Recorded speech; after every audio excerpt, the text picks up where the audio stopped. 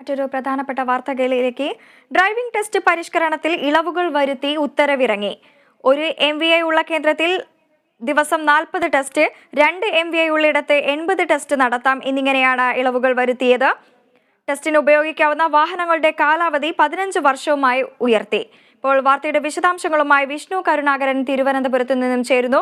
വിഷ്ണു, ഈ driving test പരിഷ്കരണത്തിലാണ് ഇപ്പോൾ ഇളവുകൾ വരുത്തിയുള്ള ഉത്തരവ് ഇറങ്ങിയത്. ഇത് താൽക്കാലികമായുള്ള ഒരു ആശ്വാസമായിട്ടാണോ കാണേണ്ടത്?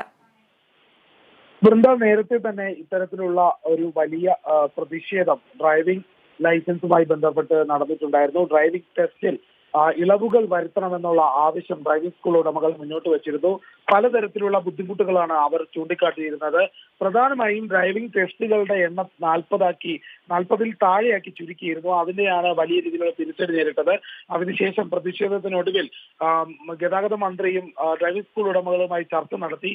ഈ ചർച്ചയിൽ തീരുമാനമായ കാര്യങ്ങൾ തന്നെയാണ് ഉത്തരവായി ഇപ്പോൾ പുറത്തു വന്നിരിക്കുന്നത്. അതായത് ചർച്ചയിൽ തീരുമാനമായ കാര്യങ്ങൾ നിയമമായി പ്രാബല്യത്തിൽ വരുന്നുവെന്നാണ് ഇപ്പോൾ വ്യക്തമാകുന്നത്.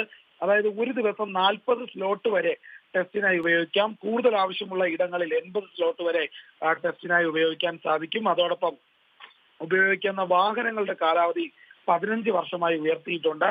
അതോടൊപ്പം റോഡ് ടെസ്റ്റ് ഗ്രൗണ്ട് ടെസ്റ്റിന് ശേഷമാണ് നടത്തേണ്ടത് എന്ന് അനുവദിച്ചിട്ടുണ്ട്. ആദ്യം നേരത്തെ ആവശ്യപ്പെട്ടിരുന്നത് ഗതാഗത മന്ത്രിയുടെ അടക്കം ഭാഗത്തുനിന്നുണ്ടാകുന്ന ഒരു തീരുമാനമായിരുന്നു റോഡ് ടെസ്റ്റിന് ശേഷം ഗ്രൗണ്ട് ടെസ്റ്റ് എന്നായിരുന്നു. അത് പക്ഷേ ഇപ്പോൾ എങ്ങനെയാണ് ടെസ്റ്റ് നടന്നത്, അതുപോലെ തന്നെ ഗ്രൗണ്ട് ടെസ്റ്റിന് ശേഷം തന്നെയാണ് 8 കഴിഞ്ഞ ശേഷമാണ് റോഡ് ടെസ്റ്റിലേക്ക് ഇറങ്ങുന്നത്.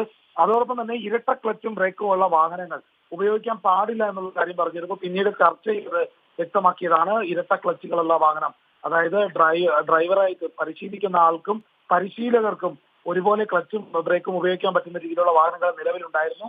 അത് തന്നെ ഇനി തരാം എന്നും പറയുന്നുണ്ട്.